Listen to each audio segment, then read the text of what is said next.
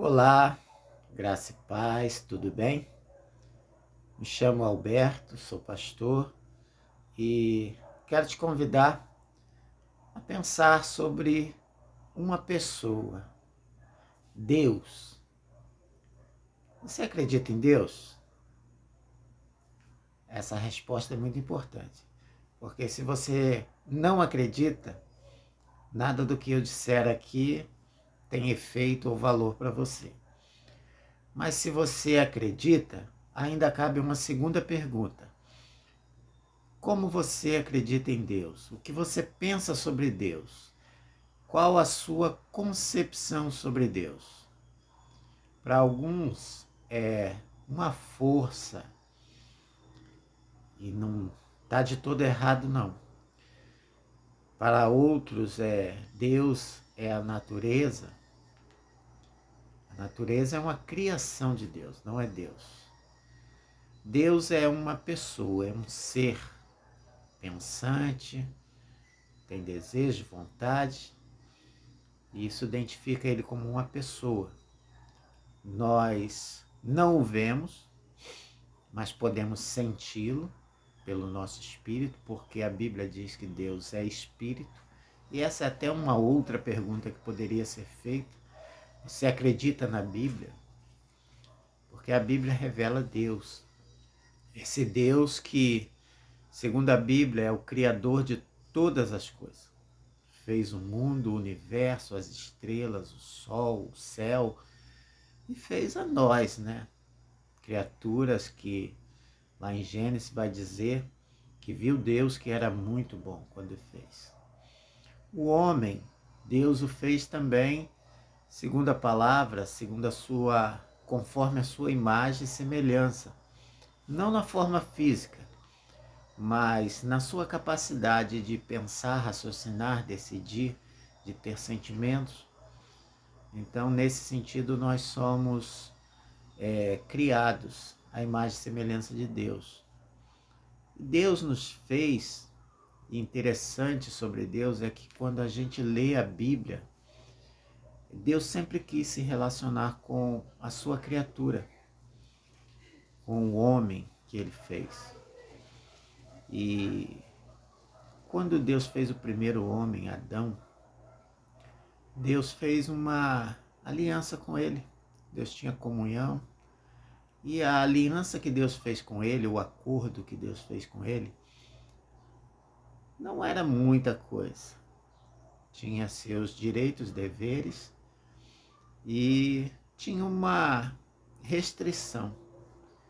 Quando Deus ele fala para Adão, né, que ele poderia desfrutar de todas as coisas que estavam ali, mas de um fruto, de uma árvore ele não poderia comer, porque quando ele comesse daquele fruto ele morreria. Então, o acordo ou a aliança que Deus tinha com Adão, né, essa comunhão, essa interação, se baseava no cumprimento, né, das duas partes. Quando Adão desobedeceu e comeu do fruto, um acordo foi quebrado.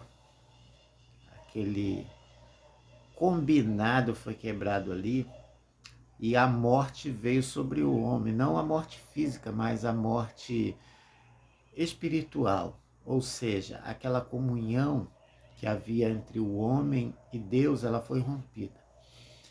E hoje, nós, herdeiros de Adão, porque Adão era o cabeça, né, de todos os homens, ou seja, ele foi o primeiro homem ali e dele, né, surgiram todos os outros homens. Quando eu digo homem, eu digo ser humano. Então, todos herdaram aquilo que veio sobre Adão, né? A morte espiritual e as outras consequências que Deus determinou para Adão ali na queda. Mas Deus, ele sempre continuou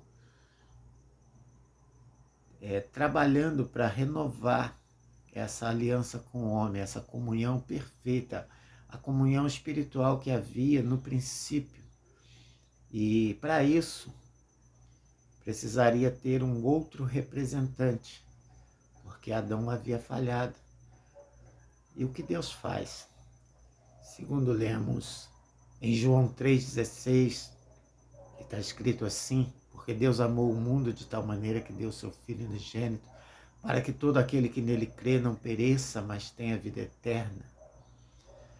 Ele enviou Jesus, que é Deus também.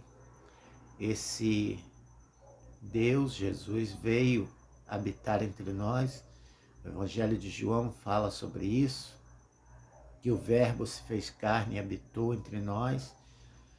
Era Jesus, sobre isso que João estava falando, sobre Jesus. Ele veio, habitou, ou seja, se identificou comigo e contigo, porque somente um homem, 100% homem, poderia ser novamente o representante dessa humanidade, dessa criação. Então, Jesus esvaziou-se da sua glória, tomou a forma de homem, viveu entre nós, porém, agora em obediência, em perfeição. Não como Adão, que desobedeceu a Deus e quebrou a aliança. Agora, Jesus vem como um representante, um novo representante perfeito, e obedece a Deus. E interessante da história de Jesus é que ele recebe a condenação sobre si, uma condenação que ele não merecia, porque se ele foi perfeito, se ele não desobedeceu, ou seja, se ele não cometeu nenhum crime contra Deus, por que ser punido? Ele cumpre, a promessa que foi feita nas Escrituras também, quando diz que ele tomou sobre si as nossas dores, a condenação que havia sobre o homem, ele leva sobre si. Então, inocente, sem defeito, sem mácula, ele foi condenado e morto fisicamente como um criminoso. E não somente como um criminoso, como talvez o pior dos criminosos, porque a morte de cruz era uma morte vergonhosa.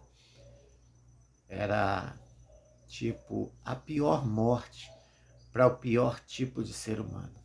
Foi isso que Jesus sofreu.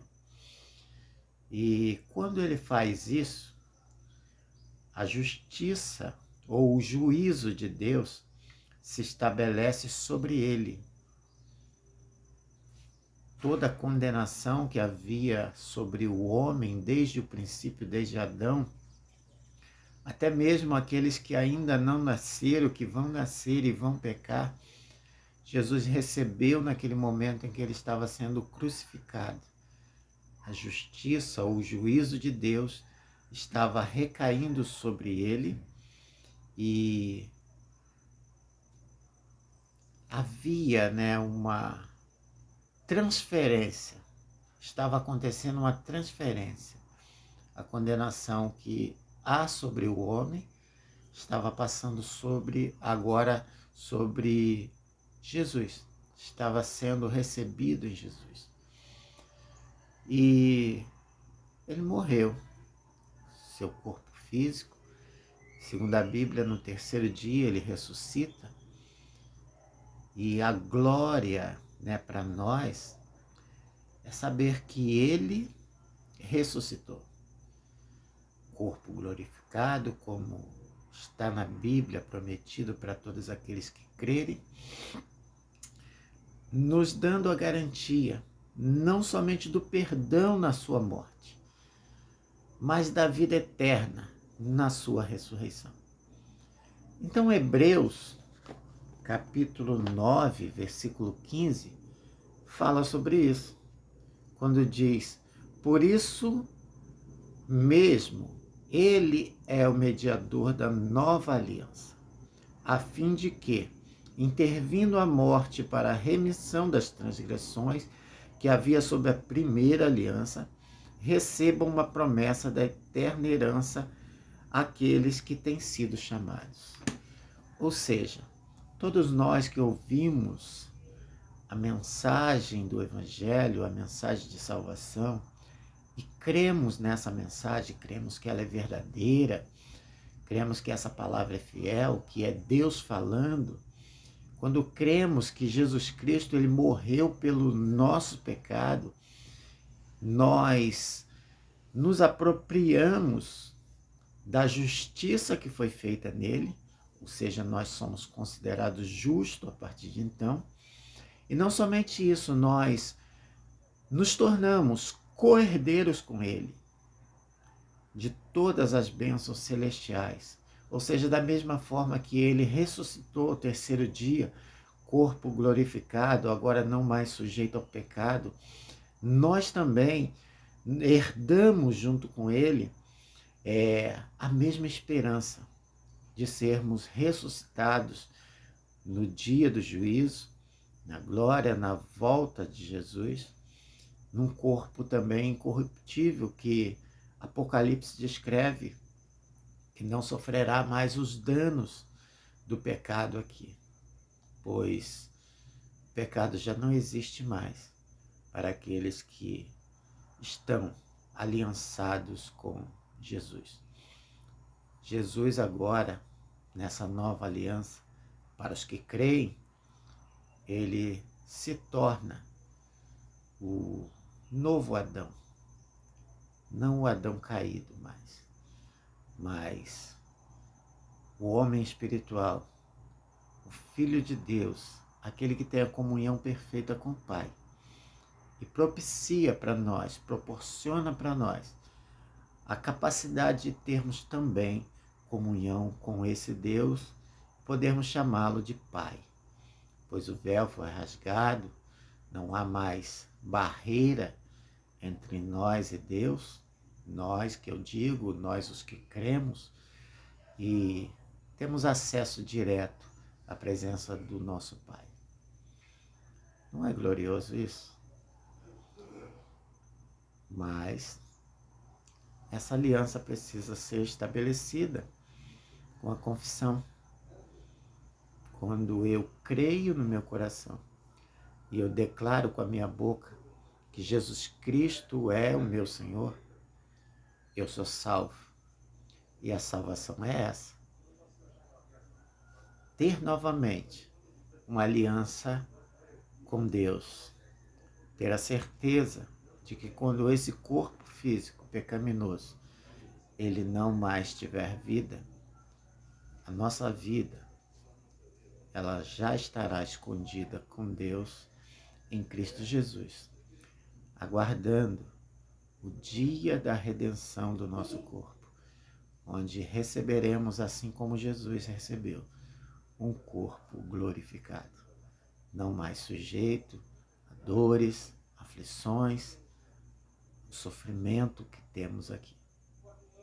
Estaremos eternamente na glória, vivendo diante do Senhor, o nosso Deus, aquele que nos criou, o Deus de aliança. Deus quer fazer uma aliança contigo. E se você ainda não fez essa aliança com o Senhor, a Bíblia diz que você está sobre condenação. Romanos fala isso, porque todos pecaram e separados estão da glória de Deus. Essa é a condenação. Mas Cristo Jesus, ele remove essa condenação e nos faz justiça de Deus pela sua carne e pelo seu sangue. Você crê que Jesus é o seu Salvador? Você deseja viver eternamente com o Senhor? A partir de hoje, não é no futuro não. A partir de hoje, o seu espírito, a sua alma já pode ter comunhão com Deus, o Pai. E essa comunhão se estabelece a partir da sua confissão de fé, ela dura por toda a eternidade. Nunca mais terá fim. Se você entendeu essa palavra, Receba ela no seu coração e declare com a sua boca: Senhor, Senhor Jesus, eu confesso que o Senhor é o meu Salvador. Me arrependo dos meus pecados e peço que a sua justiça venha sobre a minha vida. Fazendo isso, no céu, automaticamente o teu nome é escrito no livro da vida. E no dia da volta do Senhor, no dia do juízo, os livros serão abertos. Está escrito em Apocalipse. E todos os que tiverem o nome escrito no livro da vida receberão do Senhor a palavra: Vinde bendito de meu Pai,